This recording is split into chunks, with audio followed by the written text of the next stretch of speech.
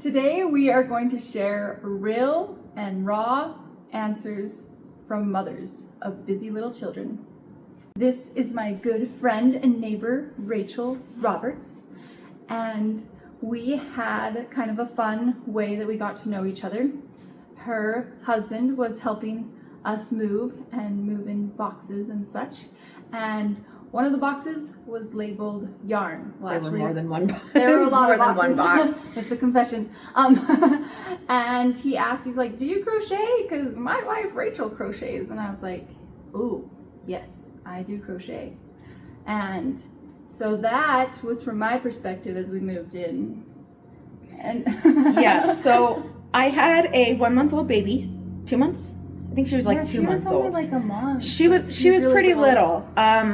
And so I spend a lot of time in my front room where we kind of look out onto the street, and I knew the people who bought the house or who owned the house before they moved in. We're across the street. Yeah, we're like across at a little bit of an angle. And she had, the woman who sold the house, they had told me that they had sold it to a family that had 4 young kids. So I was very excited. Because she said that they seemed like they were in the same stage of life as us. And I happened to notice when they pulled in for the first time. So I was really excited. I skipped into the kitchen, told my husband that our new neighbors were here. But then I had a whole bunch of panic of, I don't want to go over like the second they first walk in, because that would make me look like a psycho, and I really want to be friends with these people. Those kind of neighbors. Yeah, like if I'm like literally staring out my window waiting for you to pull in, and then I just happen to like show up and be like, hello. That's when my husband went over to go help them with moving boxes. He came back and he was like, he told me that our kids are all the same ages. Told me that Mia crochets, and just said that they seem like they're really nice. And so I asked if it would be weird if I went over there right now. And he was like, no, I don't think so. So I just showed up with my kids because they really wanted to meet the new neighbors. And I thought it was great. Yeah, I came over with 3 of them. Yeah. So I came over with my 5-year-old and my 4-year-old and my baby that was only a couple months old. And they went and played with the kids, and I got to talk with Mia and her sister, and we found out we had a whole bunch of stuff in common pretty quickly, and yes, it was great. It was definitely like a destined, and I didn't scare them off. No. We were like, I didn't scare them off by bringing my children over the day they moved in. We were like, we have friends already. Our kids were so excited. It and was kids so on fun. The street. Yes, yeah. It was great. And we have left-handed husbands that are civil engineers, with the same background. And we graduated the same year in high school.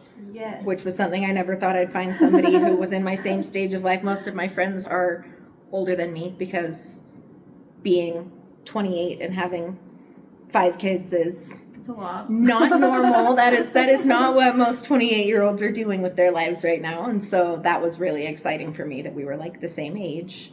Same faith background. Came from larger families. I'm the second oldest out of 7. And we will jump right into the questions. So one of the questions we get asked is, are they all yours? And between the 2 of us, that is 10 kids. And young kids too. And yes. And some of which are the same sizes. Like my daughter and my son, they're pretty similar in height. My older 2, and so yeah, I'll get asked a lot if they're twins. Yes, I get asked that too, and I'm like, nope. One of the questions that I get asked a lot is, and this is kind of a personal question, I wouldn't always recommend asking people questions like this, but I don't ask them the same questions we get asked. I have been asked before, like, was this on purpose? Like, is this intentional?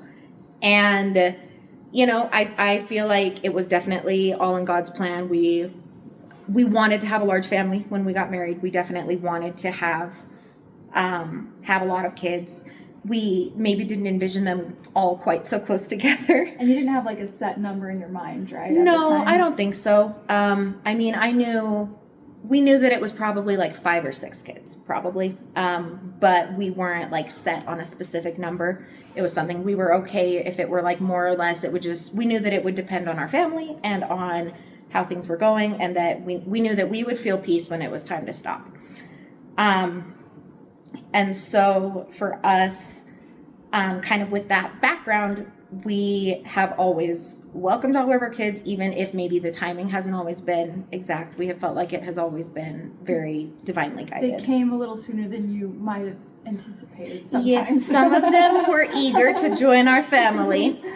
And, you know, I'm grateful for that. I'm grateful that they did come when they did, even if it, you know, wasn't necessarily my plan. Like, I'm seeing how everything's kind of playing out now. I'm grateful for how it has worked out, even though I wouldn't necessarily recommend people have so many babies so close together, because it is hard. Yeah. But it's definitely been a blessing, and I wouldn't change it. Yeah. Well, and just adding on to what she said, I think that our belief in God plays a huge role in being excited for kids to come into our family, whether they were we wanted like a bigger space, a bigger between gap, them or not. But I do feel like God definitely plays a huge role in the family coming together. Okay, that leads us into our next question, which is, do you ever regret having them so close together? And for me, I would say no, because they're great friends with each other, and they're like this little gang that causes trouble, but also is like, they're like each other's best friend. Mm-hmm. But if I see other people in like public places with like 2 kids and I have my 5, there are moments where I'm like, oh, that seems kind of nice. That looks so peaceful. That looks so easy. Story time would be great with that many kids. But no, overall for me, I would say like it's been a blessing for the most part. And they learn together. They learn things because they're close in age. They kind of pick up things from each other, which for the most part is good. Sometimes that's not very good. Yeah. Insults and whatever else. Yeah.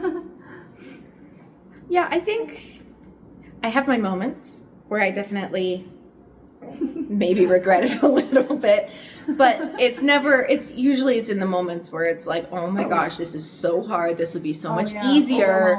Yes, like when you're just feeling completely overwhelmed and you're like, this would be so much easier if there were less of you, or if you guys were more spaced apart, or something. if you could give you a bath or whatever else, that would make this so much easier. But like, it's not like I would actually change it, I think, if it came down to it, because like you said, they are buddies. And I really felt like, and maybe this is a story for another day, but like my kids, I really feel like they wanted to come down for each other. I feel like they were a little tight-knit, like you said, gang in heaven. They were all in heaven partying together. They made a little pact. And they didn't like being separated. And so like watching them interact, for the most part, I do feel like they get along pretty well. We'll see how that changes as they get older. But having them be close together, and I had a pretty good relationship with my closest siblings, older brother, younger sister. I feel like in general I had a pretty close relationship with them, and that was something that I really loved. And so that is something that I wanted for my children, was to be able to have that relationship and have that sibling camaraderie that you can get. I think when you are kind of closer in age, because you're going through things more at the same time, than if there's more of an age gap, it's just a little bit different. Yeah, not only are you each other's like best friend, but also like you can talk to them about your struggles that maybe you wouldn't want to talk to your mom and dad about the same way as you would talk to a sibling and stuff. So or doing sports with them. Or like my first date that I ever went on, I doubled with my brother, and you know, I was able to have some of those experiences with my brother and my sister, and so yeah, that was something that was really important, that if I was able to, again, God's plan. So if it hadn't worked out like this, I'm sure everything would be great and it would be perfect the way it was. But I'm grateful for how it has worked out, because that is more kind of how I hoped it would be able to work out. Yeah. Okay, this is a funny little question. Have you had a moment where you have pretended like your kid's doing something naughty or whatever, and you're pretending like they're not your kids? You're like, whose kid is that? Whose kid is that? Yeah, one of those moments. Yes. Well, I mean, I've had lots of those moments, but I've never actually been able to pretend they weren't mine. Because usually those moments are when they're like peeing in the gutter in front of my house, or they strip down naked in a public place, and I have to like run and try and get them like, clothed darn again. I have to acknowledge that. Or yeah, you reminded me of the story I've told you where my oldest, when he was like 2.5, got stuck trying to climb out of a window at church in nursery. This is the baby group. Nursery's like the baby group. Yes, so the youngest group where they don't have to be with you anymore. But yeah, and you know, that's not like whose kid is that? It was like he was hanging and his head and arms were stuck in the window. It had closed on him, so I had to run and go save him. Or when they are singing at the top of their lungs in my grocery cart, and I can't be like, whose kids are those? Because they're like I know, they're like in my cart, so they dang well better be my kids. But they're adopted. Just kidding. They're still mine if they're adopted.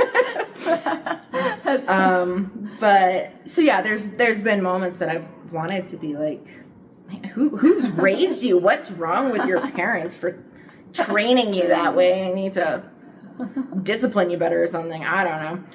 But I've never actually been able to pretend they weren't mine, because I've always had to intervene. Well, I am guilty of actually pretending they were not mine.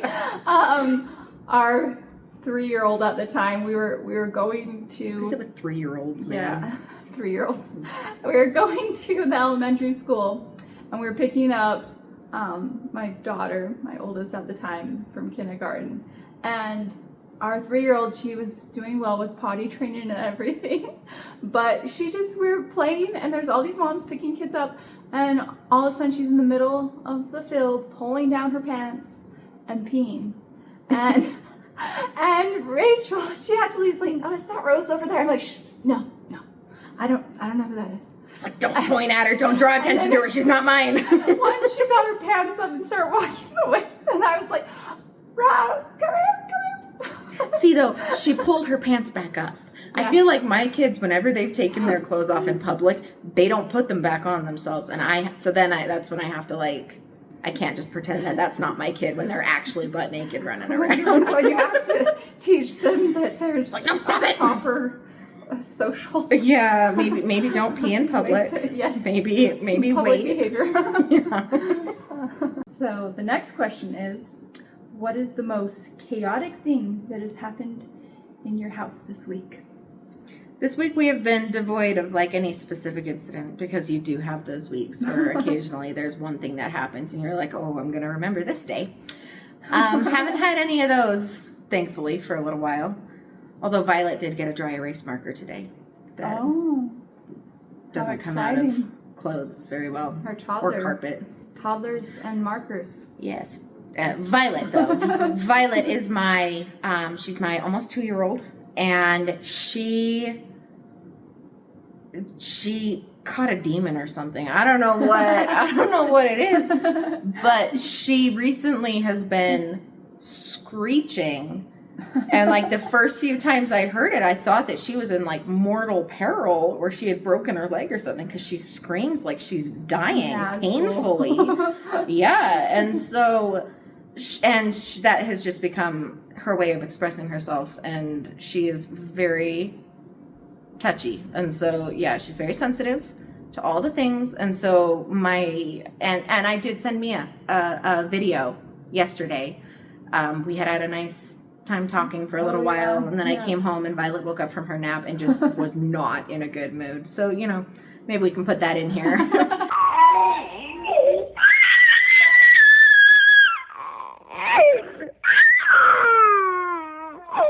And she was mad because I gave her, so let's see, I got her a drink of milk because she wanted a drink of milk, and then I laid her on the couch with her blankie. So it should have been a happy moment. Maybe And you did something in her dream that made her mad. I don't know. She's holding you against something that happened in Probably. another dimension. I don't even know what it was. I don't know if it was that I put her down. Maybe I put her down wrong. Maybe she didn't want to lay down. Maybe she wanted to be sitting down. You never know when with this age, and it's not like they can communicate it other than screeching like a banshee. Yeah. So, and then you're she supposed was to understand that. Yes, you have to fix it if they let you. That's her thing. Is she won't let you fix it. She's like, if she's mad, she's going to be mad until she screams it all out, which can sometimes be like a solid 5 to 10 minutes of just screaming. Yes. Lots and lots of screaming. So that she is the chaos in our house right now. Lots of screaming. Oh, I think I have a cat here on my face. The fluffy kitty. So in our house this week, it's kind of hard to decide because between cereal that was spilled like everywhere, and I think the jam. Our 2-year-old was throwing it, and then I was gonna say also though, our 2-year-old climbed into the cupboard and he got through the child lock, which happens sometimes. They're not childproof. And he knocked down the jam. The child lock is childproof. He threw the jam, and it broke in lots of pieces. Not just like a little, but he. Was it a new jar? Like an unopened jar? No, it was open Okay. before, but like that's a little better, but still it shattered. Yeah. And I have a cat hair like in my eye. Kitties. But anyway, the dogs were ready to get the jam. They were all excited, and I'm trying to clean it up and get the kids back, and there is glass on the floor. And I thought I cleaned it all up, and then I feel a sharp pain in my heel, and I was like, I didn't get it all. Anyway, sometimes that happens. Wrapping this up, what are some ways that you find joy in motherhood? I think it's important for me because there's definitely moments where I have not enjoyed motherhood. I've definitely had my moments of like, oh my gosh, what am I doing? Everything is the worst, and I'm regretting all of my life choices I've ever made in my whole life. And honestly though, where it's just like, I hate everything. But what I have really found is the more that I involve the Savior in my parenting, and the more that I involve the Savior in my relationships with my children, and the more that I do that, the easier it is for me to find joy in all of the little moments. This morning, I had a little moment of all of my kids were actually eating the breakfast that I made them, and they were all lined up, and they just happened to be lined up oldest to youngest, all at my kitchen table. And I had a little moment, and they're all just like actually eating, and it was like a really sweet moment where we were like, oh look, like it's my little clan of people that I made. Yeah. And, you know, it was a very short-lived moment because then Violet started screaming because she pushed her plate into Jason, and then he responded by punching her. Oh. And he missed too, like he barely hit her. It was not a good hit, but she was very offended at the idea that he would try to retaliate. I know, cruelty. And so then she was screaming for a long time. But you know, there's little moments like that where you're able to really, and like little moments like this, like you learn to look for the little moments that are so sweet, and where you can kind of feel peace and joy in what you're doing. But I've definitely discovered that the more I involve the Lord in my parenting, I know the more Jesus there is, the better things are, where I will be able to be more patient. I will be able to find humor in something. Because honestly, I don't remember if it was President Hinckley's wife, but you gotta laugh or cry. Oh, yeah. Yeah. And it's like, I'm gonna choose to laugh, otherwise I'd be crying all the time. Something like that. That is a horrible paraphrase, so please pardon that. But being able to ask God to help me find the joy in the chaos and find ways to enjoy the stage that I'm at, even when it feels like it's nothing but changing diapers and wiping noses and doing dishes and laundry. You know, you notice the little things, and they really do help you to feel joy and to appreciate the moment that you're in, and to recognize that this is not a forever moment, which sometimes is like a hallelujah. And sometimes you do end up kind of feeling a little bit sad about that, because you do have your moments where you're able to really appreciate where you're at and what you're doing with your life. Yeah, you're like, if time could just stay right Yeah, there. like sometimes you want to freeze it. Sometimes you want to fast forward. Sometimes you're like, I am so done with all the 2 and 3 year olds and all the potty training and everything else that's hard. But Yes. yeah, in general, I would say the more I remember to involve Christ, the more I remember to say my prayers and to read my scriptures and listen to conference talks and just find little ways to talk about Jesus with my kids and stuff like that. The more I do that in general, the more joy I find in my parenting and in my relationships with my children individually. No, I love that. You said it so well. I'm like, I agree. There's just, you said so many great things. I feel like just going along with that, you know, just sometimes I have to let go of things that I thought I needed to have, like that perfection mentality.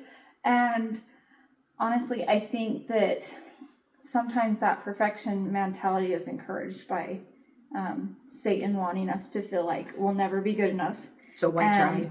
Yeah, why try? Or, It's not wow, gonna you be failed as a perfect. mom, or your kids are all fighting, so therefore you're a horrible parent, or whatever. But I think that what you said is like, the more we involve God in our lives, the more we do have joy, even in the imperfections. So I think he really helps us to see those and to appreciate it, because there really is beauty well, I'm not going to say there's beauty in every moment, but there are, there's beauty in the chaos sometimes. Yeah, and oftentimes, like I have images of broken jam jars in my head, but like in that moment, the reason that happened was because you had a healthy 2-year-old who is learning, and his little brain is growing and figuring out how to undo child locks, and it's because you have a healthy child who was able to do that, and he can run and climb and jump and throw things. And like in reality, like that is such a blessing, and like when you involve Christ, I feel like he helps you to be able to focus on the little things that are blessings, even amid the chaos that is all the kids. Well, and those little things add up to the big picture, and it's like you can kind of step back and see that there's so much more to this than those little chaotic moments. Right. Everything adds up. It all ends up, in the end. It's not like because of those little chaotic moments I would ever go back and change anything. Yeah. The more Jesus you involve, the more joy you feel. I love that. More Jesus, more joy. Yes. Well, thank you for staying tuned if you made it this far, and we'd love to hear in the comments some of your fun experiences or questions you have about. I was going to say, if you have any questions that you would like us to answer about our chaotic lives, it would be fun to hear from you all. Thank you so much. Have a great day.